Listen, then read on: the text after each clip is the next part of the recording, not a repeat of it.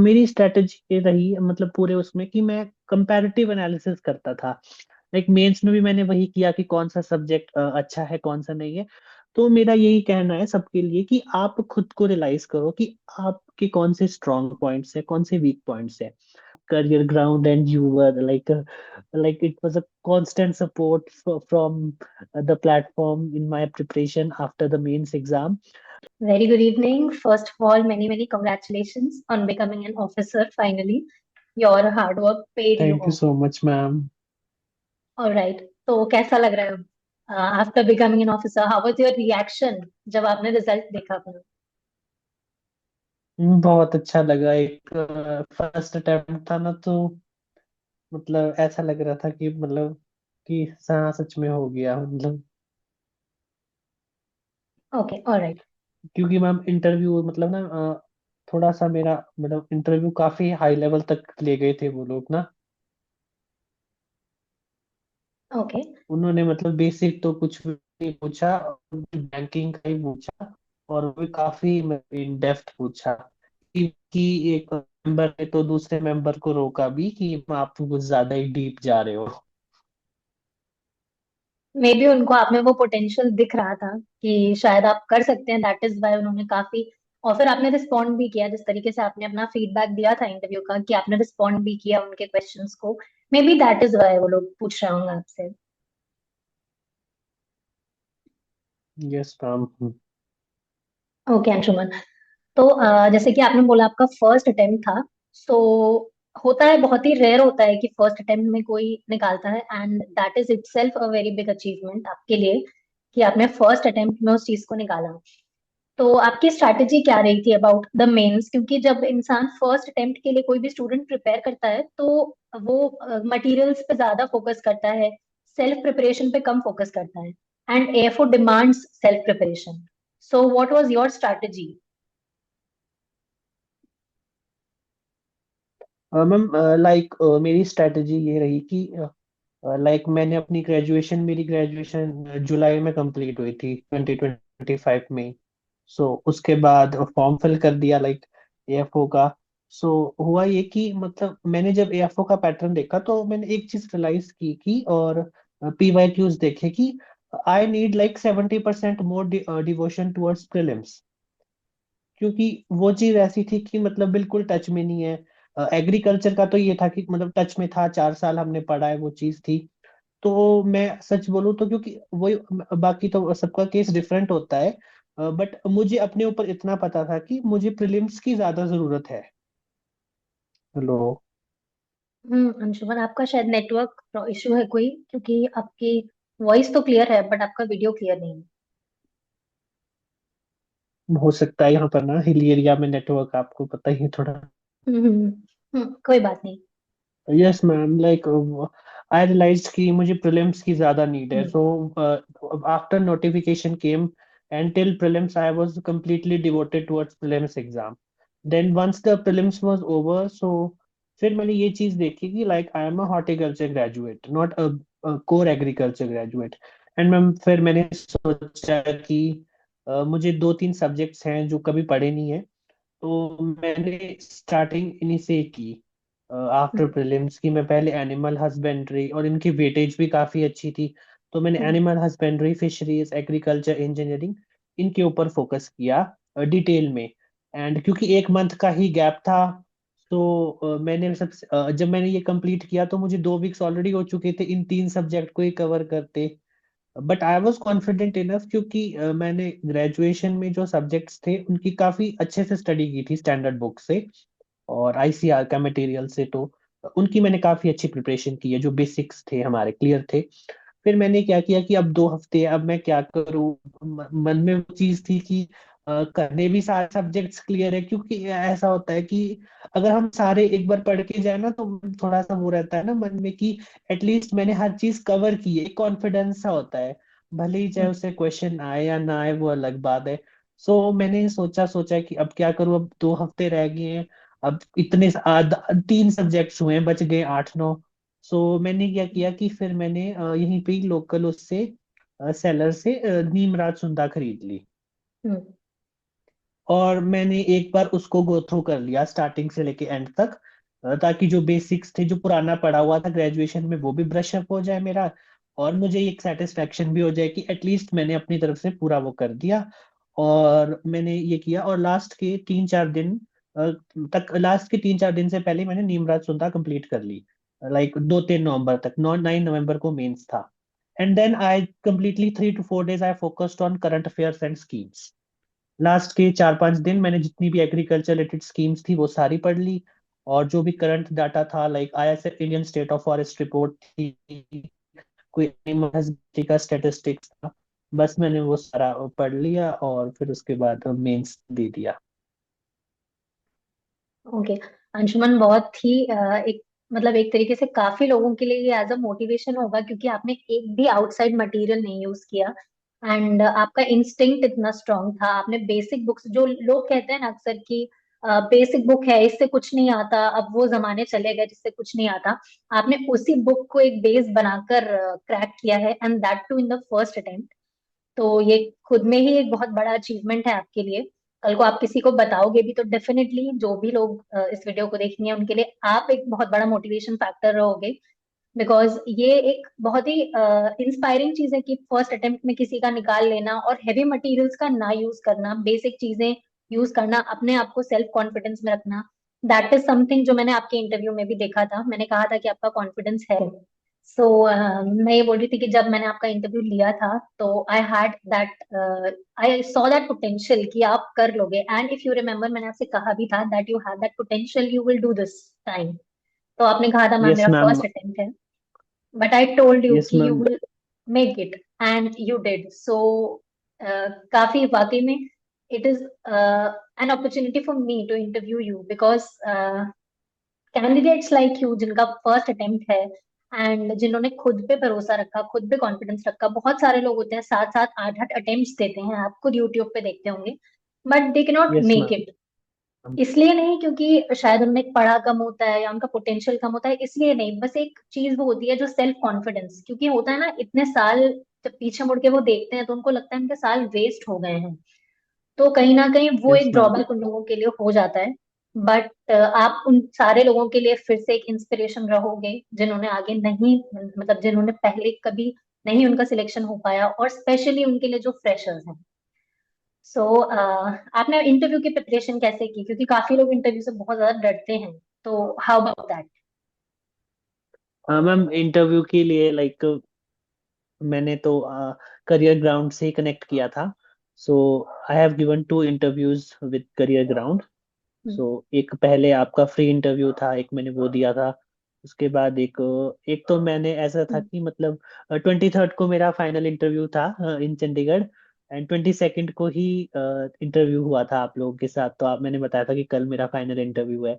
So interview के लिए भी मैंने वही चीज़ देखी कि क्योंकि वही था कि इंटरव्यू बहुत सडनली आईबीपीएस ने इंटरव्यू कॉल लेटर्स रिलीज कर दिए, और मेरा एकदम स्टार्टिंग में ही था।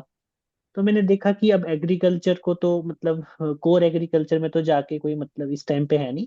तो मैंने जो स्कीम्स पढ़ी थी मतलब मेंस के लिए, मतलब मेरे पास कुछ पेजेस थे, 8-10 पेजेस थे वो मेंस के नोट्स। मैंने वही फिर से एक बार रिवाइज कर ली, और मैंने बेसिक बैंकिंग के ऊपर देखा, लाइक बेसिक बैंकिंग टर्म्स। और मेनली तो मैं आपके 2 पीडीएफ थे, एक एचआर रिलेटेड क्वेश्चंस के, लाइक उसमें थी कि where do you see yourself in these years, एक वो क्वेश्चंस थे, और एक था आपका पीडीएफ बैंकिंग टर्मिनोलॉजी का। तो मैंने बस जस्ट उन पीडीएफ को, इवन मेरा इंटरव्यू, मेरे को रिपोर्टिंग टाइम दिन का मिला था 1 बजे के आसपास का, तो उस दिन भी ट्यूसडे को जाते जाते फाइनल इंटरव्यू से पहले मैंने एक बार वो दोनों पीडीएफ पढ़ लिए थे। और बाकी मैंने ज्यादा इंटरव्यू के लिए, और बाकी बेसिक इंट्रोडक्शन और इन चीजों पे, और बस वो एक प्रिपरेशन ये की थी कि जो मेरा अपना एरिया है उससे related questions, like basic questions related to Himachal Pradesh and all that. Okay. तो एज अ मैसेज आप उन लोगों के लिए क्या बोलना चाहोगे जो इस बार सिलेक्ट नहीं भी हुए, और जिन्होंने मल्टीपल अटेम्प्ट्स दिए हैं 3 4, उनका नहीं भी इस बार हुआ? तो आप उनको क्या ऐसी एक प्रो स्ट्रैटेजी देना चाहोगे, लाइक कि ऐसी क्या चीज है जिसको आप मतलब जो चीज ने आपको सिलेक्शन दिलाया, आपको फील होता है ऐसी चीज जो आप शेयर करना चाहो?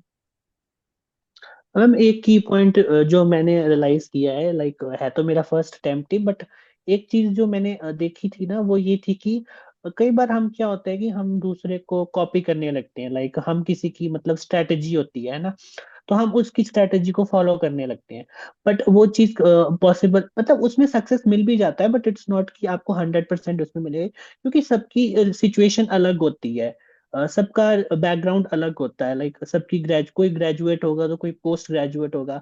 अब अगर कोई पोस्ट ग्रेजुएट अपनी स्ट्रेटेजी शेयर करेगा तो उसका बिल्कुल अलग सिचुएशन है कंपेयर टू अ ग्रेजुएट। तो मेरा यही कहना है सबके लिए कि आप खुद को रियलाइज करो कि आपके कौन से स्ट्रॉन्ग पॉइंट्स है, कौन से वीक पॉइंट्स है। लाइक मैं अपनी बात करूँ तो लाइक जैसे मैं हॉर्टिकल्चर ग्रेजुएट हूँ, तो मैं ऐसा बोलूँ तो मैंने basic horticulture, fruit science, vegetable science वगैरह ये पढ़ी ही नहीं एएफओ के लिए, क्योंकि आई वॉज कॉन्फिडेंट इनफ कि मैंने 3-4 साल अच्छे से पढ़ा है तो मैं ये कर लूंगा। तो सबकी सिचुएशन अलग अलग होती है, सबका मतलब ग्रेजुएशन का एक्सपीरियंस अलग अलग होता है। तो आप खुद को सेल्फ इंट्रोस्पेक्ट करो कि मेरे क्या वीक पॉइंट्स हैं, मेरे क्या प्लस पॉइंट्स हैं, और उनको अगर आप दोनों को plus points and minus points को एक बैलेंस करोगे तो आपका क्लियर हो ही जाएगा डेफिनेटली। ऑलराइट, तो जैसे कि आपने बोला कि आपका फर्स्ट अटेम्प्ट था, अक्सर करके जब इंटरव्यू में लोग जाते हैं तो जिनके 3 से 4 अटेम्प्ट्स होते हैं इंटरव्यू में, वो भी कहीं ना कहीं उनको एक नर्वसनेस रहता है कि पहली बार पैनल को फेस कर रहे थे आप। तो आपने वो नर्वसनेस को कैसे दूर किया, क्योंकि आप तो पहली बार ही फेस कर रहे थे। लोग 3 से 4 बार जब फेस करते हैं तब भी उनको एक रहता है डर। तो आपने कैसे वो ओवरकम किया? यस मैम, ये मेरा फर्स्ट इंटरव्यू था ना, लाइक आईबीपीएस, मतलब किसी भी गवर्नमेंट पैनल के सामने, इट वाज फर्स्ट ओनली। सो मुझे ये था कि मतलब मैंने पहले ही अपने माइंड को एक चीज प्रिपेयर करके रखी थी, कि जो भी चीज पूछेंगे आई विल रिस्पॉन्ड कामली। और ऐसा बहुत बार हुआ इंटरव्यू में, लाइक कि उन्होंने मुझसे काफी इन डेप्थ क्वेश्चंस पूछे, जिसमें मुझे सोचने का टाइम लग रहा था। तो मैंने उनको बहुत ही आराम से बोला कि मैम या सर जो भी थे, कि मैम या sir, can I take 1 minute and then I will answer. तो उन्होंने मुझे कहा कि बिल्कुल आप ले सकते हो। तो जो भी क्वेश्चंस थे मैंने उनके बारे में बिल्कुल सोच समझ के आंसर्स दिए, और जो चीज़ मुझे नहीं पता थी मैंने उनको बहुत ही पोलाइटली बोल दिया कि मुझे इसके बारे में आइडिया नहीं है।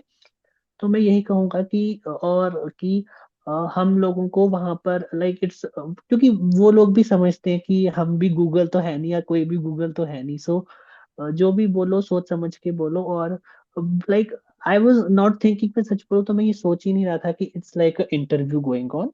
मैं अपने माइंड को ऐसे बिठा के गया था कि एक नॉर्मल कन्वर्सेशन है, जैसे हम अपनी फैमिली में करते हैं। तो उन्होंने मुझ लाइक काफी लोगों से इंट्रोडक्शन नहीं पूछते हैं, लेकिन उन्होंने मुझे कहा कि आप इंट्रोड्यूस कीजिए खुद को। तो मैंने पहले इंट्रोड्यूस किया, और उसके बाद उन्होंने मुझसे जो जो पूछा, मैंने कई बार मैंने टाइम भी लिया उनको पूछ के कि 1-2 मिनट का मुझे आप टाइम दे दो। जो मुझे उस टाइम पे मोस्ट अप्रोप्रिएट आंसर लगा वो मैंने दे दिया, अगर नहीं आता था तो मना कर दिया, और बस यही था। ओके अंशुमन, तो मतलब आपने अपना इंटरव्यू एकदम ऑनेस्टली दिया। एंड काफी सारे बच्चे इस चीज से डरते हैं कि अगर हमें नहीं आया ऑन स्पॉट, या फिर अगर हमने बोल दिया कि can I take a minute, तो कहीं इस चीज का नेगेटिव इम्पैक्ट ना पड़े।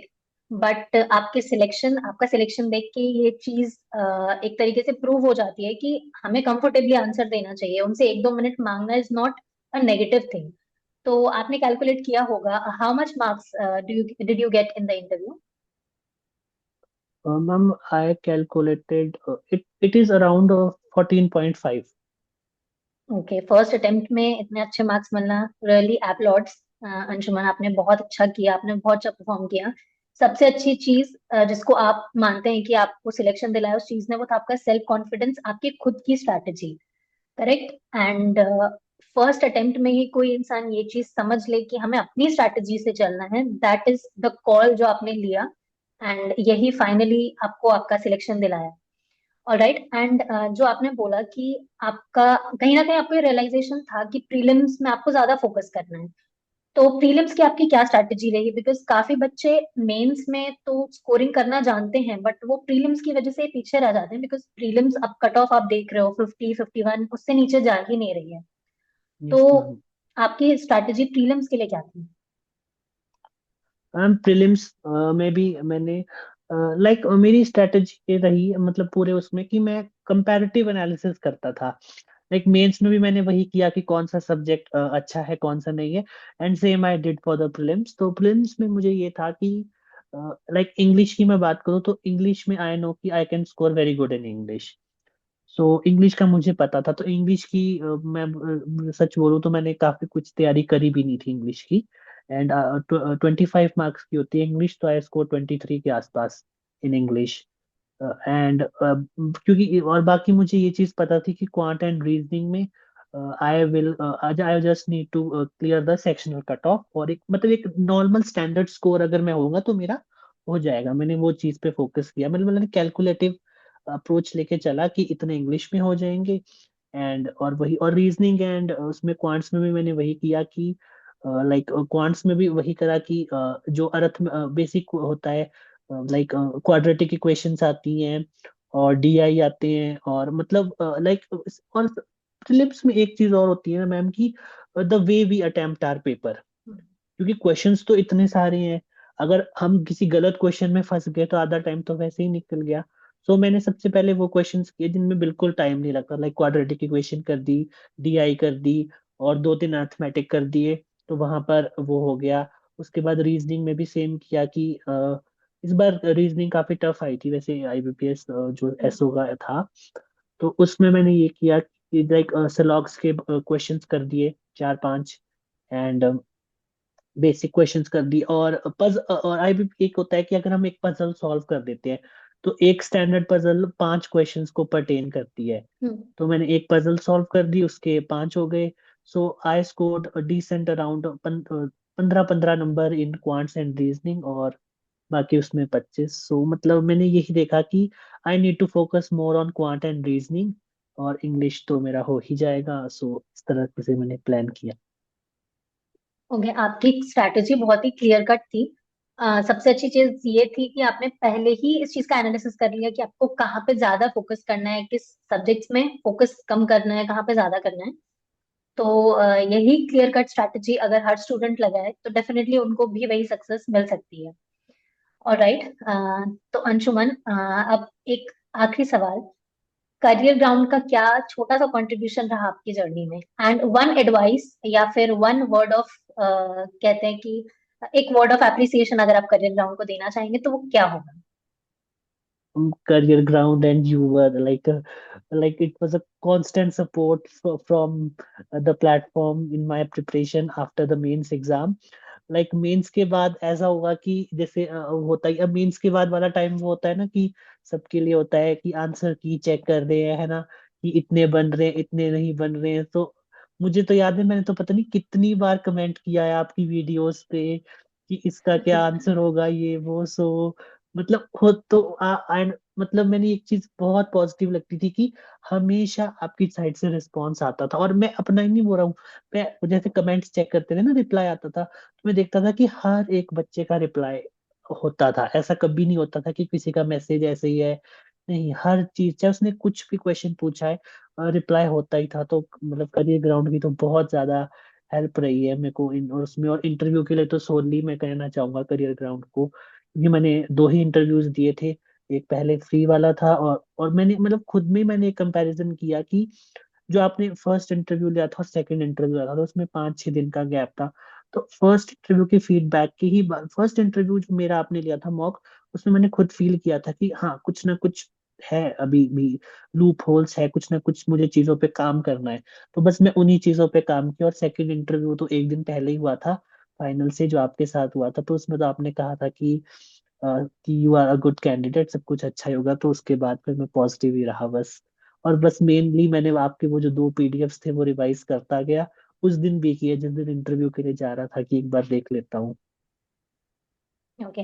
वो situation based questions and banking awareness questions. हालांकि मेरे से कोई भी ऐसा एचआर रिलेटेड क्वेश्चन उन्होंने नहीं पूछा, प्योरली बैंकिंग बेस्ड क्वेश्चंस ही पूछे।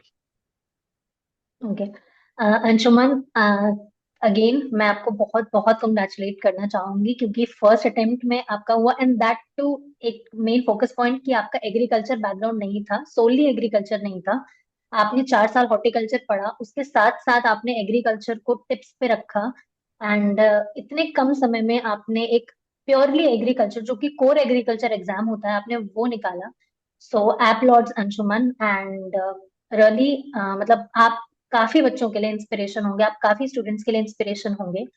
एंड एक फाइनल वोट, फाइनल वर्ड जो आप कहना चाहोगे बाकी एस्पिरेंट्स के लिए, जो अभी अभी जिनका नहीं हुआ, थोड़ा सा हार्ट ब्रेक तो उनका भी हुआ ही होगा, यस तो मैम। उनको आप कैसे क्या एक वर्ड ऐसे बोलना चाहोगे कि वो लोग मतलब जो लो फील करते हैं वो ना फील करें, and this is the time to buck up and prepare again. Ma'am मैं उनके लिए भी यही बोलना चाहूंगा कि लाइक आईबीपीएस ने अपना कैलेंडर रिलीज कर दिया है नेक्स्ट साइकिल के लिए, तो मैं बोलूंगा कि देयर आर मेनी अपॉर्चुनिटीज, और लाइफ यहीं पे ही हमारी स्टॉप नहीं हो जाती है। और मैं उनको भी यही बोलूंगा कि आप खुद का पोटेंशियल रियलाइज कीजिए। कि अगर आपको लग रहा है कि आप मेंस में रुक रहे हो, आपका प्रीलिम्स हर बार हो रहा है, इट मीन्स कि आपका जो क्वांटिटेटिव एप्टीट्यूड है, आपकी जो न्यूमेरिक एबिलिटी है, रीजनिंग एबिलिटी है, वो काफी अच्छी है। तो फिर आप general banking, PO clerk, there are so many vacancies, और इसमें तो थाउजेंड्स में वैकेंसीज आती हैं। और जैसे कि आपकी वीडियोस भी मैं देखता रहता था, तो उससे भी समझ आता है, उससे भी हम थोड़ा सा सोचते हैं। तो वो चीज़ है। लेकिन हाँ, और अगर आपको लग रहा है कि आपका मेंस भी हो रहा है, आप मेंस में भी अच्छा स्कोर कर रहे हो, लेकिन कहीं ना कहीं आप फाइनल उसमें मिस कर रहे हो, तो आई थिंक कि आपको फिर नॉलेज के साथ साथ थोड़ा सा पर्सनैलिटी डेवलपमेंट के ऊपर भी काम करना चाहिए। क्योंकि मैंने ये चीज रियलाइज की कि इंटरव्यू में वो पर्सनैलिटी डेवलपमेंट के ऊपर ज्यादा देखते हैं। नॉलेज तो वो पहले ही मेंस में टेस्ट कर चुके होते हैं। तो अगेन, बिकॉज ऐसा लाइक एएफओ, और अब एएफओ इज वेरी अनसर्टन, तो कुछ कह तो सकते नहीं है। हम्म। बट आई थिंक जैसा आप भी अपनी वीडियोस में बोलते हो कि हमें डाइवर्सिफाई करना चाहिए खुद को, और मल्टीपल ऑप्शंस लेके चलना चाहिए। मल्टीपल नहीं, if not plan A so plan B तो हमेशा हमारे पास रेडी ही हम्म। होना चाहिए। ओके अंशुमन, आई होप आपकी इस वीडियो से, आपके इन वर्ड से बहुत सारे बच्चों को गाइडेंस मिलेगा, एंड होपफुली वो भी आपकी स्ट्रैटेजी से थोड़ी बहुत डिराइव करेंगे अपनी स्ट्रैटेजी, क्योंकि आपका खुद सिलेक्शन पॉइंट ये था कि अपनी खुद की स्ट्रैटेजी बनाओ, किसी दूसरे की स्ट्रैटेजी यस मैम। फॉलो मत करो। मत करो। मुझे तो यही लगता है कि मतलब किसी की स्ट्रेटजी हम प्योरली फॉलो तभी कर सकते हैं ना, लाइक अगर तो हम पर्सनली जानते हैं उसको, हमें पता है कि we exactly match his situations and conditions. But ऐसे मतलब हाँ, स्ट्रेटजी हम फॉलो कर सकते हैं, बट हमें सिर्फ उसमें से कुछ की पॉइंट एक्सट्रैक्ट करने चाहिए जो हमारी सिचुएशन में फिट बैठे, और बाकी को हमें डिस्कार्ड करके मतलब लाइक हम कहते हैं ना, customise. So everyone should customise their own strategy. Alright Anshuman, it was wonderful talking to you, and I hope and I wish you very खैर आप एक एफओ बन चुके हैं, तो ऑलरेडी आपकी लाइफ अब जो है वो बहुत ही एक नए तरीके से शुरू होगी। फिर भी उस नई जर्नी के लिए पूरी करियर ग्राउंड टीम की तरफ से आपको all the best, and hope करते हैं कि आप आगे भी हमारे साथ जुड़े रहेंगे। प्लस बहुत बहुत बहुत सारा कॉन्ग्रेचुलेशंस आपको, आपके हार्डवर्क की वजह से आप आज जिस पोजीशन पे हैं, वो आपके हार्डवर्क की वजह से है, आपके टाइमली अंडरस्टैंडिंग की वजह से है, आपके टाइमली आपने जो कॉल्स लिए उसकी वजह से है। So your hard work paid you off, and many many congratulations once again. Thank you so much ma'am. And I alright, would thank you also so like much. to thank you and your team once again for the consistent support that I got from you and your platform. Thank you so much, it was really wonderful talking to you. And आपको मैं ये भी बताना चाहूंगी that it was our first interview batch, और first interview batch से ही आपका सिलेक्शन हुआ, that is a very overwhelming thing for us as well, and we are really happy to greet you, and definitely wish you all the very best for your future endeavors.